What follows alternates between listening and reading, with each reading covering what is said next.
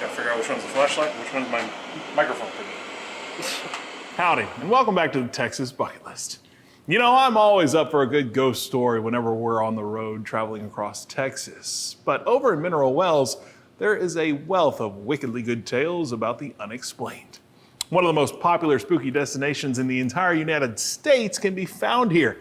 So we decided to stop by and see if any spirits wanted to talk about kicking the bucket.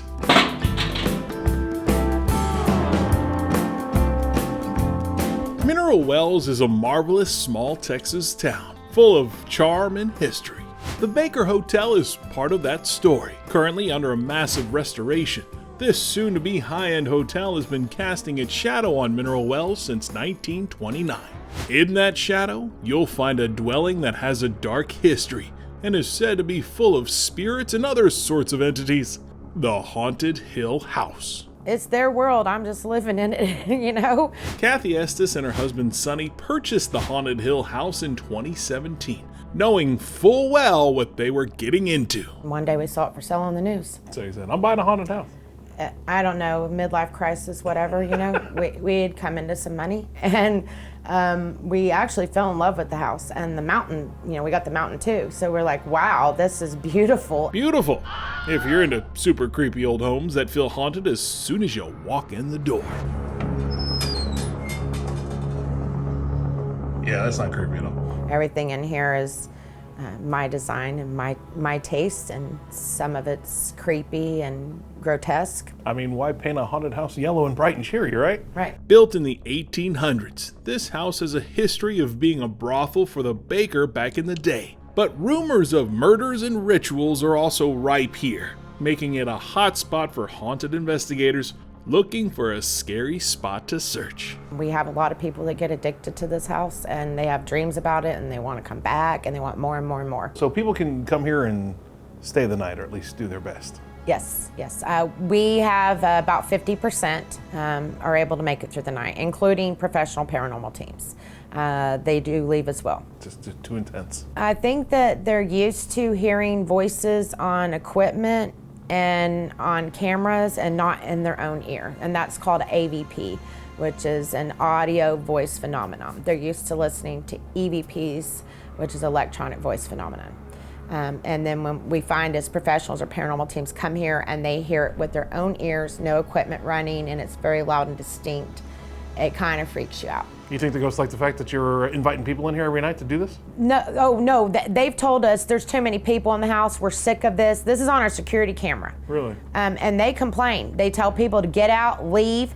And so we did start shutting off a lot of days because, I mean, we were here every day, every night, and it was draining them. So they're not capitalist ghosts.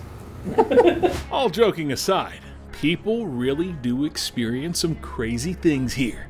From your normal unexplained sounds and sightings to even people inexplicably being pulled off of beds. Some spirits will do things that are harmful because they're seeking attention, they need help. Then there are some that are just angry, that they've suffered a traumatic life, they're trapped, they're angry, they're in misery. They don't like you, they don't want you in their space, they want you to get out.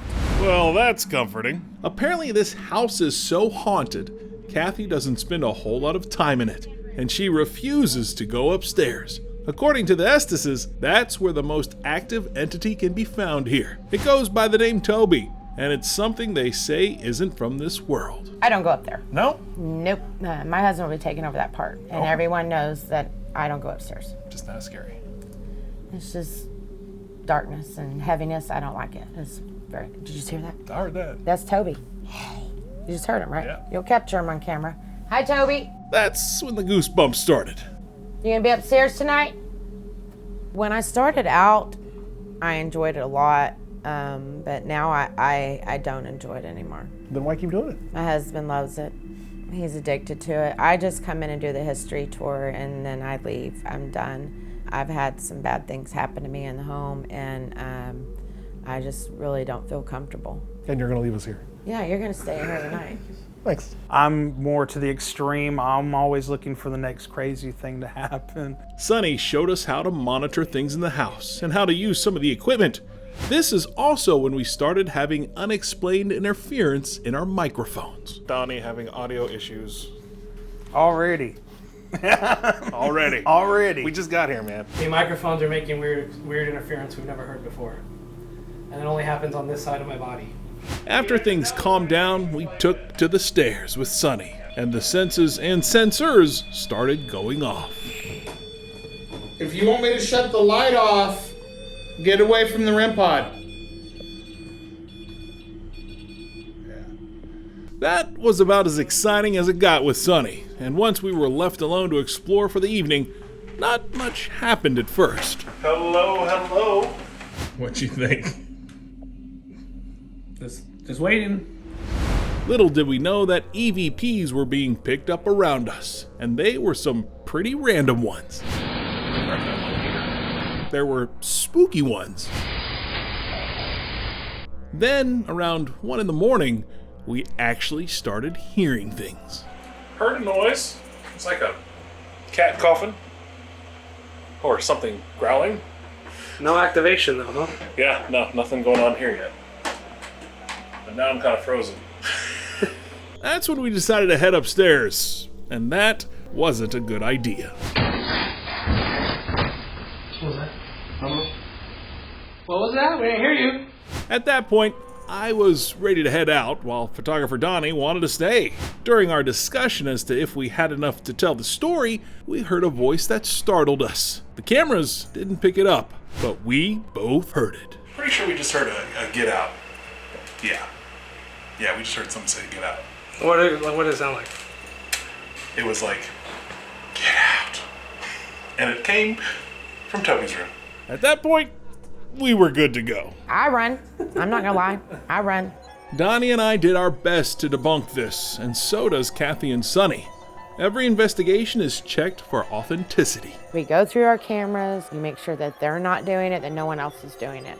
If we do see that someone is making up things in the house and we catch them faking things, we will not promote them, we will not share their videos as evidence, and we will also not allow them to return to the house. We take this very seriously, and it's not something to be faked. This is, to us, is research, and people that play around for fortune and fame, we don't appreciate those kind of people coming here. So if you seriously want a spooky experience to check off the Texas bucket list, why not talk to the folks that have already kicked it in this very creepy old house? People love this place, because it's real.